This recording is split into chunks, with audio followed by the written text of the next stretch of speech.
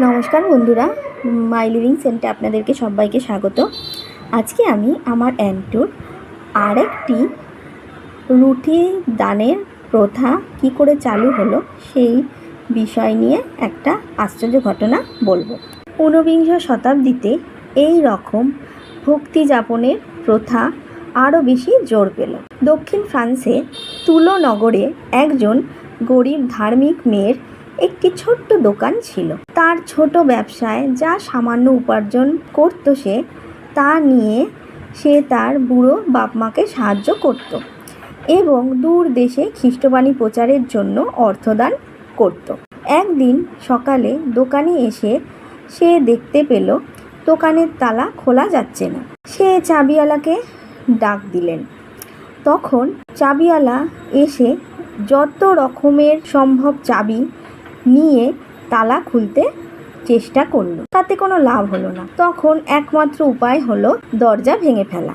যখন সেজন্য চাবিওয়ালা যন্ত্রপাতি আনতে চলে গেল, তখন মেয়েটি সাধু অ্যান্টনির কাছে প্রার্থনা করলেন আর বলল যে যদি তার এই তালাটা দরজা না ভেঙে খোলা যায় তাহলে সে মানত রাখলো সে কজন গরিবদের কয়েকটি রুটি দেবে। আচ্ছা, ইতিমধ্যে চাবিওয়ালা ফিরে এলো, দরজা ভাঙতে গেল। মেয়েটি তখন তাকে একবার অনুরোধ করলো, বলল যে আর একবার চাবি দিয়ে দরজাটা খুলতে চেষ্টা করলে হতো না, দেখাই যাক না। তখন কি হলো, প্রথম চাবিটি তালায় ঢোকানো মাত্রই তালাটা খুলে গেল। আর এইভাবেই একটি আশ্চর্য ঘটনা আবার ঘটিত হলো। তো সেই থেকে ওই মেয়েটা কয়েকটি গরিবদের রুটি দান করলো।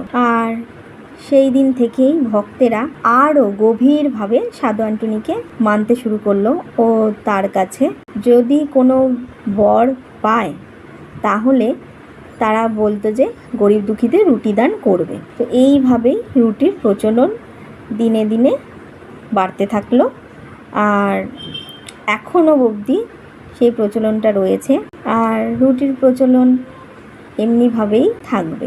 তো যদি আমার এই আশ্চর্য ঘটনাগুলি আপনাদের ভালো লেগে থাকে তো অবশ্য করে আমার চ্যানেলটিকে লাইক, কমেন্ট, শেয়ার আর সাবস্ক্রাইব করে দেবেন। Thank you.